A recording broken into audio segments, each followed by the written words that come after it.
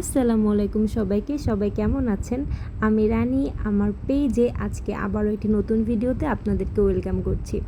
আজকে দেখাচ্ছি একটা ভাইরাল পটল ভাজি এবং পটলটা কাটিং।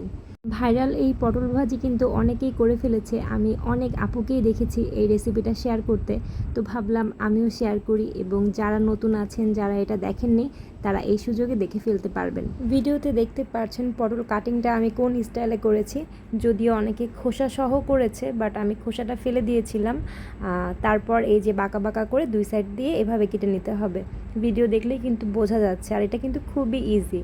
আর এটা টেস্ট বলতে গেলে খুবই চমৎকার আসে, যেহেতু একটু অন্যরকম কাটিং, একটু নতুনত্ব। আর দেখতে সুন্দর মানে খাওয়ার আগ্রহ কিন্তু যে কোনো জিনিসের প্রতি বেড়ে যায়।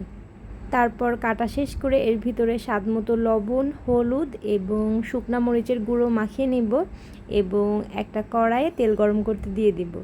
তারপর তেল গরম হয়ে আসলে আমরা একে একে পটলগুলো দিব এবং দুই পাশ উল্টে পাল্টে ভেজে নিব। আমি যদিও ভাজার ক্ষেত্রে একটু তাড়াহুড়া করে ফেলেছিলাম, যার কারণে একটু বেশি কালচে কালচে মনে হচ্ছে। আপনারা আরও একটু স্লোলি করবেন, কারণ আমি সারাদিন এমনি তাড়াহুড়োর পরে থাকি।